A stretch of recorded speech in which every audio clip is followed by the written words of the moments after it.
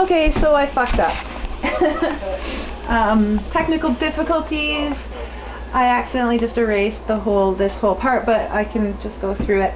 I dumped from the pot, I dumped a bunch into the pie shells here just to see how many pies I was going to make, and I decided not to make any more than just the pie shells that I had. I'm going to freeze what's left for another day. And I started making the pastry, which is lard. I had about half of this one left, and half of that is about 3 cups of flour.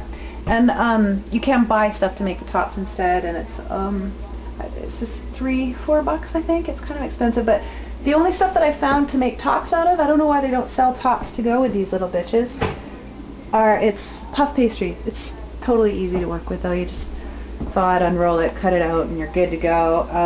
But I don't like pot pies without tops. So the puff pastry is kind of expensive. I thought, well, I'll make my own and I'll show you how to make pastry, but I fucking erased it. Anyways, pastry's not hard. It's just kind of labor intensive. So I erased me cutting the lard into the flour like home ec class. I don't have a pastry cutter, so I just used 2 knives and you pull them against each other. I'll show you. I love it. Okay, please just stay. Thank you. 2 knives. Like this. Chop, chop, chop, chop. That's super home ec grade 8, grade 9. Remember? I don't know. I forget.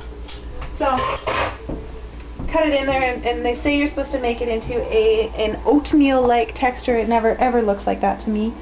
After that, what did I do? You can start adding liquid. There's a little thing that I like to do though, and that's you take 1 egg and a teaspoon of white vinegar that I can put away now because I'm past this part. You mix a teaspoon of white vinegar and you beat an egg and you add a little bit of it. I never use the whole thing if I'm only making like this much. You just use the half of it. And you mix it in at the same time that you're mixing your water in.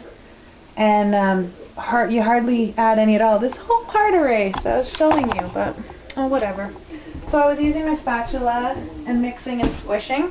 And basically I was saying, okay, well, if it turns into cookie dough, like that's too much liquid. And I ended up adding too much liquid too. So you can, and if that happens, like if you want it to stay like this, you can just add more flour, right? If you make it too liquidy, big fucking deal. You just don't want to knead it too much because that kind of toughens it up. So the next part, okay, this is where we're at now. Can you see me? Okay, so you want to dump some flour. Yeah, I can use that flour. Spread it around, and this just keeps it from sticking to the countertop. Or this is my little chopping board / pastry maker. Like, I'm not going to need this much either.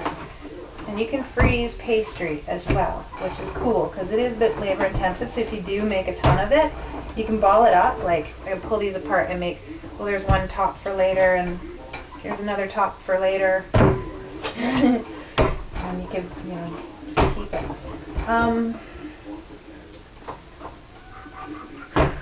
Jeez. Nobody, you can use a rolling pin for this part. It's a lot smarter. I usually use a beer bottle, but nobody's drinking out of bottles tonight. It's all cans. Got no bottles of wine. Hey! This will do. You can flour this and then it won't stick to it either. And I don't have a cap. Oh, for fuck's sake. This is getting harder. We're back on. I just totally shouted into the microphone. So I just use my hands because nobody's drinking out of bottles tonight. There's lots of easy ways to do this, but there's one. Smash it on there, pinch it down. You gotta attach it to the sides a little bit. No, it's too big. If you pinch it around the sides, it'll sort of help. Attach the top to the bottom. It's a good thing, because otherwise it'll just, when it starts boiling in there, which you want it to do, it just spews out. So, booze.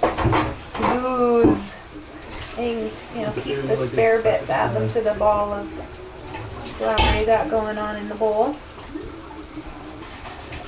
Oh, this is going to be so awesome. Okay, and then you need to poke a few holes in it to let the air out. And there's all kinds of ways of doing this.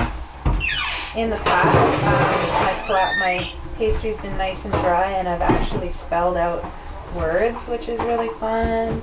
I put E, you can put P. I'm going to put it in the oven now. There's a 1 on its little way. And a little bit more flour. I'm ready for the next ball of stuff. Wicked. Yeah. Same as the last one. Here comes another one, just like the other one. Yeah, super low tacky. I like this part. We gotta just merge.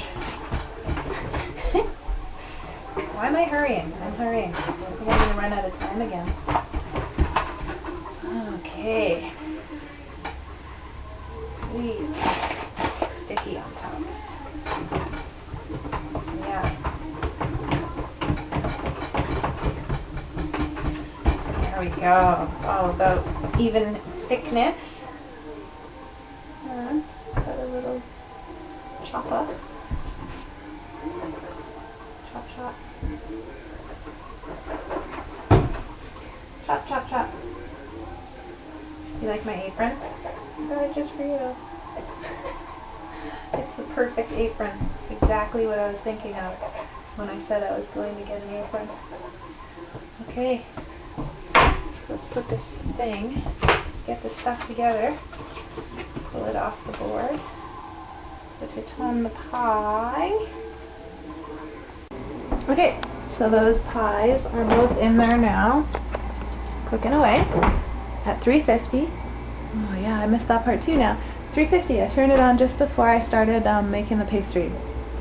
So they're in there, and I'm going to let them cook for 7:22 now, probably till 8:15.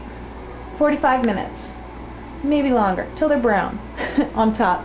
So just let that pastry go to town, and maybe join the folks at the barbecue. So, I'll show you the cakes before I'm done, but taking this off now just for you. There you go, Paula, that's pot pies. Okay, I think they're ready. They're cooked for, 50. I put them in at 7:20 and it's 8:10. Okay. I think they're done. I put it on broil just to make it go brown about 5 minutes ago. And it's summer already, so these are just be for the rest of the week. You're right. And once they cool, I'll pop them in the freezer. Yeah, no, exactly. There they go.